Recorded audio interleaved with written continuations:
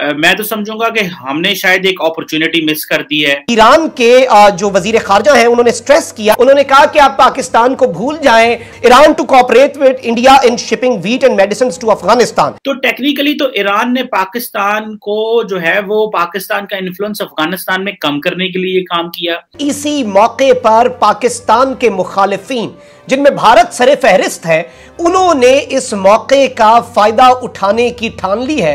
ये बल्कि जो आपने गंदम वाली बात की, ये ब्लंडर था। आप पाकिस्तान की गुडविल को मजीद डैमेज हुआ है कि हमारे अपने ट्रक लेकर जाएंगे, हम भी पैसे बनाएंगे उसमें से। हो सकता है ये गंदम बेचे इंडिया की गंदम क्या पता बेच देते।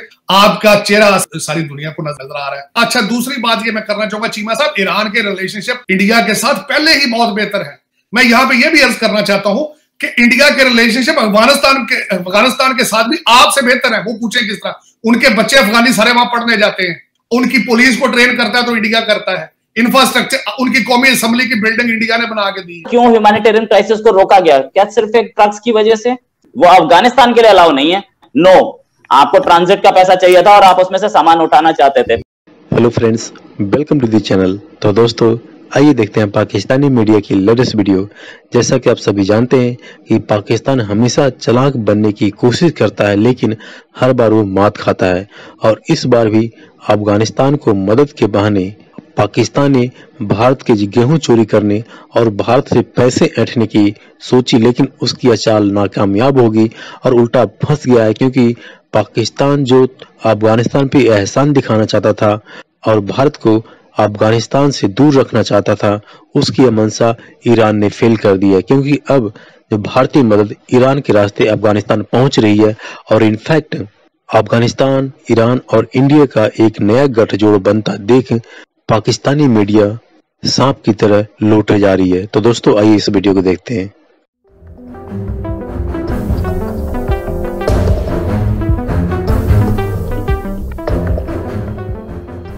भारत ने और ईरान ने एक बड़ा जो है वो प्लान तैयार किया है।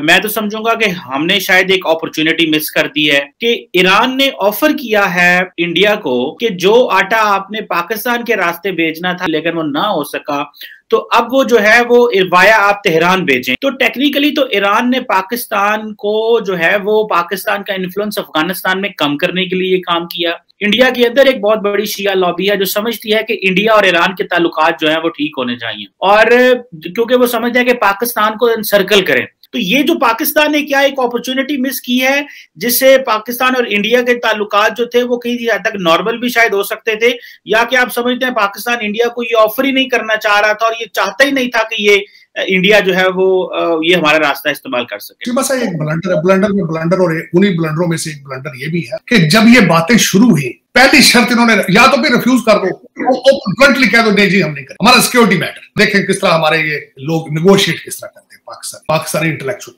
इन्होंने कहा जी कि आप ट्रक लेकर आएंगे, आपके ट्रकों से गंदम उतरेगी वाघा बॉर्डर पे, फिर हमारे ट्रक लेके उनको अफगानिस्तान जाएंगे और उन ट्रकों का खर्चा आप खुद देंगे। अब ये वो मुल्क है जो नेगोशिएट करने जिन्होंने ऑफर किया है, जो सारी दुनिया को बुला बुला के मिन्नतें कर रहा है कि आओ इनकी मदद करो, ये भूख से मर रहे हैं।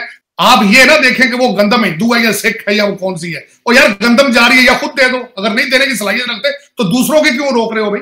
अच्छा, फिर आपने पहले नेगोशिएशन ये शुरू की है कि हमारे अपने ट्रक लेकर जाएंगे, हम भी पैसे बनाएंगे उसमें से। हो सकता है ये गंदम बेचे इंडिया की गंदम क्या पता बेच देते। अपनी गंदम तो आपको पता है ना, जिस तरह से हर चीज सब्सिडी पे बेची जाती है, चीज पाकिस्तान में गोदाम में पड़ी होती है, कागजों में अफगानिस्तान चली जाती है, सब्सिडी ले जाती है। ये कोई ढका छुपी बात नहीं है, हर बंदे को पता है पाकिस्तान में। अच्छा, दूसरी बात ये मैं करना चाहूंगा चीमा साहब, ईरान के रिलेशनशिप इंडिया के साथ पहले ही बहुत बेहतर है।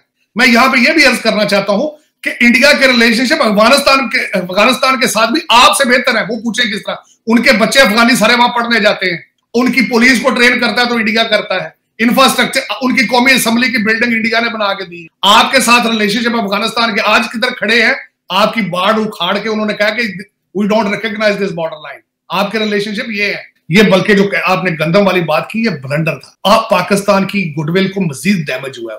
आपका चेहरा असली दोबारा कौम को सारी दुनिया को नजर आ रहा है कि आप किस तरीके से चीजों को पोल्यूट कर देते हैं। नाज़रीन कराम, इस वक्त पाकिस्तान और अफगान तालिबान के दरमियान जिस तरह से बॉर्डर कशीदगी सामने आई और उसके बाद ताल्लुकात जो हैं वो इस वक्त बिल्कुल एक ऐसे मरहले पर हैं जिसे मेक और ब्रेक मोमेंट कहा जाता है। इसी मौके पर पाकिस्तान के मुखालिफिन, जिनमें भारत सरे फहरिस्त है, उन्होंने इस मौके का फायदा उठाने की ठान ली है।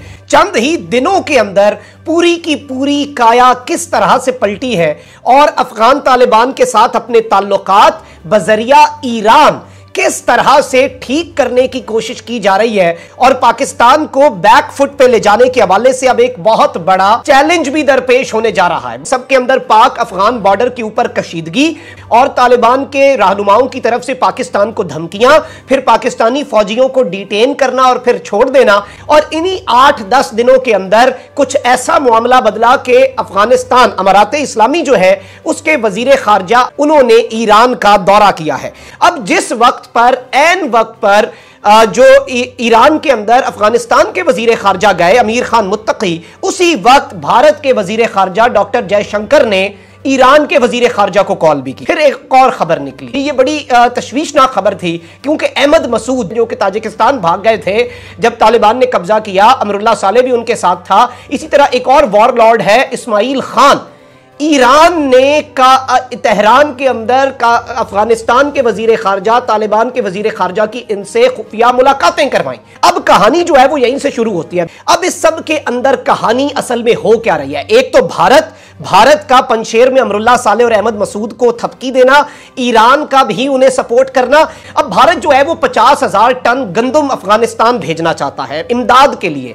अब ट्रक्स जो थे, हमारा गेहूं है, हमारा वीट है, हमारा गंदम है, भेजे कैसे? हम अपने ट्रक्स में भेजेंगे, वो जाके वागा पे ऑफलोड होंगे, फिर आपके ट्रक्स में चढ़ेंगे, फिर उसके बाद अफगानिस्तान पहुंचेंगे। ऐसा ये वास्ट, मतलब इतना जैसे बोलते हैं ना एक चमत्कारी आइडिया, ये आया कैसे? और ऊपर से आपके प्राइम मिनिस्टर का स्टेटमेंट था या आपके फॉरेन ऑफिस का स्टेटमेंट था कि एक ट्रांजिट फीस भी लगेगी। यार आप ही तो दुनिया से बोलते फिर रहे हो कि वह क्राइसिस है, ह्यूमैनिटेरियन क्राइसिस। आप तो वैसे ही बोलते हैं ना कि हम मुसलमान हैं, हम मुसलमानों के भाई हैं और वो मुस्लिम उम्मा, तो वो कोई हिंदू थोड़ी है यार। अफगानिस्तान, आप मुस्लिम उम्मा को सपोर्ट करना चाहिए था ना। तीसरी चीज, तो पाकिस्तानी ट्रक्स क्यों होने चाहिए? What is the reason for it? मतलब हमारे ट्रक में कुछ ऐसा होता है कि ड्रग्स छुपी होती हैं, हमारे ट्रक्स जाके एक्सप्लोर कर जाते हैं आपके प्राइम मिनिस्टर के रेजिडेंस के बाहर। ट्रक जाएगा यहां से, वहां पहुंचेगा, आपकी अपनी सिक्योरिटी होगी, आप देख लीजिए। ये एक चीज के हम सामने वाले से भीख भी मांगेंगे और बोलेंगे कटोरा तेरा नहीं मेरा, ये कौन सा तरीका है यार? हमारी मर्जी है, हम अपने ट्रक से भेजेंगे, आपको दे दिया हमने, ऑफलोड कर दिया। उसके बाद वहां से आपके ट्रक्स निकले, मिडवे के 3 किलोमीटर दूर जाकर के आपने इंडिया का झंडा फेंका, उसके आगे पाकिस्तान का झंडा लगा दिया। वहां पहुंच करके बोले ये तो पाकिस्तान का है, इंडिया का तो आया ही नहीं। उसमें से 10,000 आपने भेजा ही नहीं अपने कंट्री में। आपके पास भी वीट क्राइसिस है ना, अपने कंट्री में यूज कर लिया। आपको पता है वहां ह्यूमैनिटेरियन क्राइसिस है। उसके बाद क्यों ह्यूमैनिटेरियन क्राइसिस को रोका गया? क्या सिर्फ एक ट्रक्स की वजह से? आपने बोला कि शायद ट्रक्स ना जा सके तो सीपीईसी में ज्वाइन करने के लिए बोल रहे थे आप, तो हमारे कैसे जाते? ट्रेन से, बाय प्लेन जाते सीपीईसी में? भाई वो भी तो ट्रक से जाते हैं, सीपीईसी तो रोड है, वो अफगानिस्तान के लिए अलाउ नहीं है। नो, आपको ट्रांजिट का पैसा चाहिए था और आप उसमें से सामान उठाना चाहते थे।